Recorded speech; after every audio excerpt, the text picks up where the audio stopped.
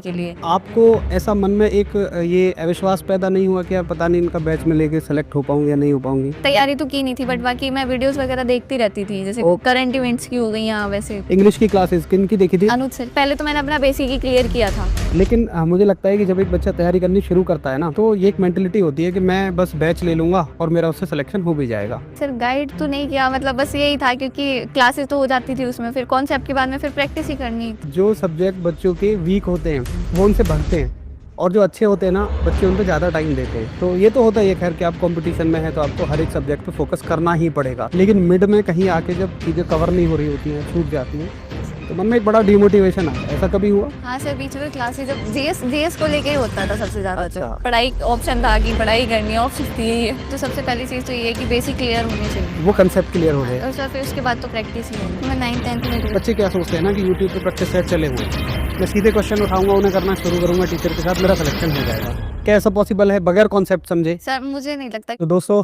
आप सभी जानते होंगे प्रियांशी हमारे साथ हैं।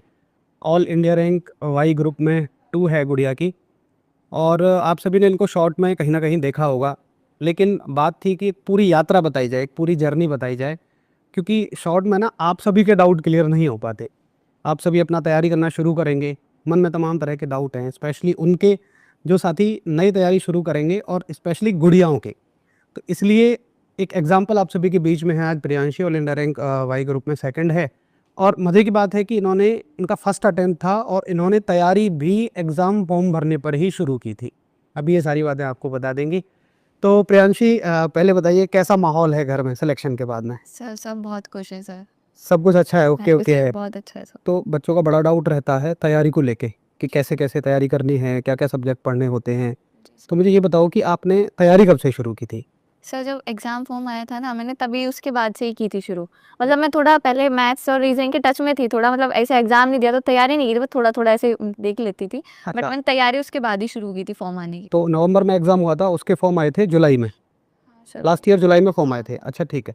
तो जुलाई से पहले कभी किसी एग्ज़ाम की तैयारी नहीं की थी? कोई एग्जाम में बिल्कुल तभी से शुरुआत की थी आपने? तभी मैंने अभी मतलब ग्रेजुएशन कंप्लीट की थी, हाँ। और उसके बाद ही मैंने ये दिया था। ग्रेजुएशन कंप्लीट होते ही जैसे ही फॉर्म शुरू हुए तब आपने तैयारी शुरू की। तो बहुत बढ़िया एग्जाम्पल हो आप बच्चों के लिए, क्योंकि बच्चे ना फ्रेशर ही बहुत ज़्यादा होते हैं। तो जैसे जब बच्चा फ्रेशर होता है उसके मन में ना बड़े डाउट्स रहते हैं, और होने भी चाहिए, क्योंकि आज हम जिस स्टेज पे हैं उस पर तो पता होता है कि चलो बहुत सारी चीज़ें हैं। लेकिन जब बच्चा फ्रेशर होता है उसके मन में तमाम तरह के सवाल होते हैं। तो प्रियांशी, चूँकि आपकी तो ऑल इंडिया रैंक 2 भी आई है, तो मतलब मैं ये पूछना चाहूँगा कि एक-एक करके सवालों के जवाब हम चाहेंगे जो बच्चा सुनना चाह रहा है।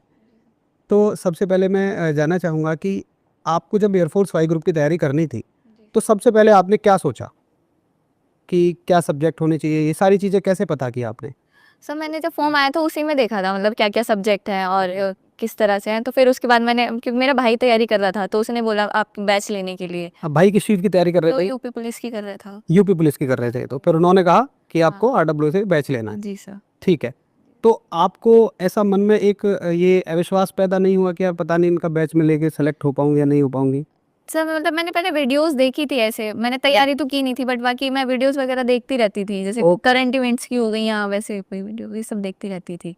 अच्छा, तो आपने कौन-सा बैच लिया था? सर वायु बैच लिया था। हाँ, क्योंकि इसके 2 बैच आए थे ना, एक तो कॉम्बो था वो काफ़ी पहले से चला हुआ था। नहीं सर, वायु बैच ही लिया था मैंने। वायु हमारा टारगेटेड बैच होता है जो फॉर्म आने पे होता है, तो आपने वो लिया था। अच्छा, डेमो लेने से पहले ही बैच खरीद लिया नहीं था सर, आपने? डेमो लेके ही लिया था मैंने। डेमो मतलब पहले आपने चेक कर लिया था। ठीक है, वो ज़रूरी भी है। तो जब आपने टीचर्स के डेमो लिए, आपको एक भरोसा आया अंदर से कि हाँ, इनसे मुझे हाँ सेलेक्ट जी सर, होना है? मेरे छोटा वाला भाई है ना, उसने भी एनडीए की तैयारी की थी। अच्छा, हाँ, तो फिर मैंने इसी तरह इंग्लिश वगैरह की क्लासेस मैंने देखी थी सर की, तो फिर मुझसे लगा। इंग्लिश की क्लासेस किन की देखी थी? अनुज सर की। अच्छा, अच्छा, आपको एक कॉन्फिडेंस आ गया था। जी सर। ठीक है।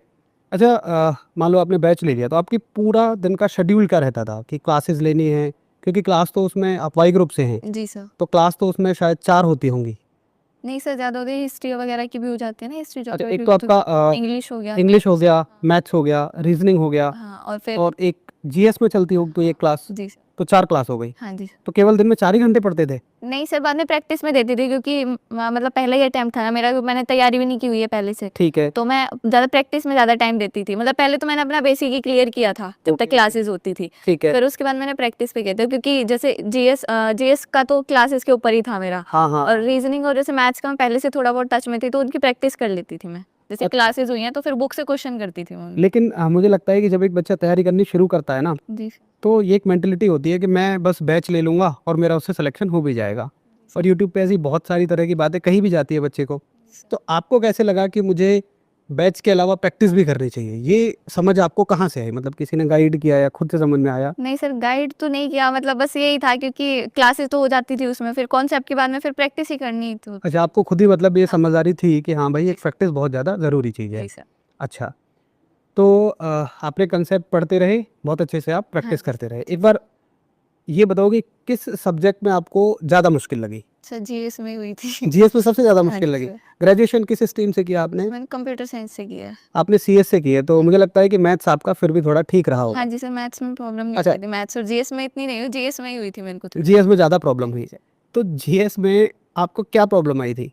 जैसे पहले मैं अपनी बताऊँ, जब मैं तैयारी किया करता था तो मेरे को जीएस को याद रखना बड़ा मुश्किल होता था, सर, क्योंकि यही मेरी होता है। बैकग्राउंड टेक्निकल थी। हाँ जी सर। तो मुझे चाहिए फॉर्मूले, मुझे चाहिए डेरिवेशन। मेरे को याद ही नहीं होते थे, फैक्ट्स याद नहीं होते थे। तो आपको क्या प्रॉब्लम्स थी? सर, यही प्रॉब्लम होती, जब क्लास लेती थी तब तो लगता था कि हाँ ठीक है हो जाएगा, फिर बाद में वो याद ही नहीं रहता था। हाँ, क्लास लेते टाइम तो टीचर्स पढ़ा रहे हैं, तो हाँ। कहानी की फॉर्म में भी चीज़ें चल उस रही टाइम हैं, तो बड़ा लगता है इंटरेस्ट कि याद रहेगा फिर। टीचर्स वगैरह आ गई, हाँ तो जी उनको याद रखने में थोड़ी मुश्किल रही होगी। सर। या ज्योग्राफी में नदी कहाँ से निकल रही है, कैसे निकल रही है, तो क्या सॉल्यूशन किया फिर आपने उनका? सर, उनकी तो मैं क्लासेस ही लेती थी, मैंने फोकस अपना उन पे रखा था कि जो सब्जेक्ट मेरे अच्छे हैं तो मैं उनको अपना इतना कर लूँ कि उनमें मैक्सिमम स्कोर कर पाऊँ मैं, तो उनकी तो मैं अच्छा। क्लासेस ही लेती थी मैं जीएस लेकिन की तो। बच्चा उल्टा करते हैं, आपको पता है कैसे उल्टा करते हैं? कि जो सब्जेक्ट बच्चों के वीक होते हैं वो उनसे भागते हैं, और जो अच्छे होते हैं ना बच्चे, उन पर ज़्यादा टाइम देते हैं। जी सर। लेकिन आपने इसका उल्टा किया। नहीं सर, जो मेरे अच्छे थे उन्हीं पर टाइम दिया था मैंने, क्योंकि इंग्लिश हो गया और मैथ्स रीजनिंग मैंने इनको की। जीएस हमारा 7 या 8 क्वेश्चन आते हैं जीएस से टोटल, आधा का सेक्शन तो मैंने बाकी उन तीनों पे फोकस किया था ज़्यादा। उन पे ज़्यादा फोकस कर दिया। अच्छा, जब आपको लगा कि यहाँ से ज़्यादा स्कोर आ जाएगा। सर, वैसे क्योंकि टाइम भी इतना नहीं था और फिर इतना हो भी नहीं पा रहा था, क्लासेस याद ही नहीं रहता था। ओके ओके, मतलब जीएस से आपने किनारा करना थोड़ा शुरू ही कर दिया।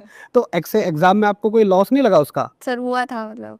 हाँ, क्योंकि आप तो ऑल इंडिया रैंक 2 हैं। कितने मार्क्स है आपके? सर, मेरे 39.6 थे और 7 नंबर मैंने एनसीसी की। 7 नंबर एनसीसी को मिला के आप वहाँ पहुँच गए। लेकिन मैं एक बात बताऊँ, अगर एनसीसी नहीं होती ना, हाँ, तो सर, फिर आपकी तो। जो रैंक है ना वो जीएस की वजह से पीछे रह जाती। जी सर। तो ये तो होता ही है खैर, कि आप कंपटीशन में हैं तो आपको हर एक सब्जेक्ट पे फोकस करना ही पड़ेगा। चलो, ये आपका सौभाग्य था या लक कह लीजिए कि आपके पास एनसीसी थी। नहीं तो बड़ा नुकसान इसमें हो जाता। तो एक तो चलो जीएस वाला डर हो गया। अच्छा, कभी ऐसा लगा तैयारी के दौरान, जैसे बच्चों का एक अक्सर होता है, हम तो क्लास लेते हैं तो बच्चे कहते हैं कि सर हो नहीं पा रहा है, या मुझे ऐसा लग रहा है कि मैं कर नहीं पा रहा हूँ, क्योंकि जब नोटिफिकेशन आता है तो सबके अपने अरमान होते हैं कि भाई सिलेक्शन लेना है, बड़ा जोश होता है। जी सर। लेकिन मिड में कहीं आके जब चीज़ें कवर नहीं हो रही होती हैं, छूट जाती हैं, जी सर। तो मन में एक बड़ा डिमोटिवेशन आता है। ऐसा कभी हुआ? हाँ सर, बीच में क्लासेस जब जीएस को लेके ही होता था सबसे ज्यादा तो। अच्छा। हाँ, तो फिर बीच में लगता था कि पता नहीं हो पाएगा या नहीं हो पाएगा। हाँ, तो फिर उस टाइम पे कैसे संभालते थे आप अपने आप को, क्या सोचते थे? सर, बस थोड़ी बहुत देर मूड होता था, फिर बाद में पढ़ाई ऑप्शन था कि पढ़ाई करनी है, ऑप्शन थी ही है। हाँ, मतलब वो विजन तो क्लियर था ही हाँ जी। कि भाई इसके अलावा कुछ है भी नहीं। अच्छा, कभी छोड़ने का मन में नहीं आया क्या? नहीं सर, छोड़ने का तो नहीं आया। अच्छा, ठीक है कि भाई गिरते चलो उठते चलो लेकिन पाना है, हाँ ये था। ओके। तो जैसे एग्ज़ाम सेंटर में जाते टाइम मैं अगर किसी भी बच्चे से पूछूं कि क्या तुम्हारी रैंक 1 आएगी या 2 आएगी, या इवन तुम्हारा सिलेक्शन भी होगा, जी सर। बहुत कम बच्चे श्योर होते हैं। और ये भी नहीं पता कि जो श्योर है वो किस बेस पे श्योरिटी दे रहा है। क्या आपको ऐसा लगता था कि एग्ज़ाम सेंटर में जाने से पहले आपको ऐसा कभी आया हो कि भाई मेरा सिलेक्शन हो जाएगा, ऐसा कभी लगा? नहीं सर, मुझे तो क्योंकि मेरा तो पहला ही अटेम्प्ट था, मुझे पता भी नहीं था पेपर का लेवल भी कैसा होगा, तो मुझे तो बहुत ज़्यादा डर था कि पता नहीं होगा भी या नहीं होगा। मैं इसलिए पूछ रहा हूँ क्योंकि ना बच्चों को ऐसा लगता है कि यार जो सेलेक्ट है ना, उनको पहले से ही पता रहता होगा कि हाँ उनका सिलेक्शन हो जाएगा, नहीं sir, but all India rank 2 को नहीं पता कि इवन सिलेक्शन भी होगा। जी सर। हाँ, very good very good. But paper के बाद तो ये था कि सिलेक्शन तो हो जाएगा अब पेपर। पेपर के बाद तो समझ में आ जाता है। जब मुझे ऐसा लगता है, जो मेरे को लगा था जब मैं सेलेक्ट हुआ था, कि उस पेपर में मेरे को पढ़े हुए क्वेश्चंस मिल रहे थे।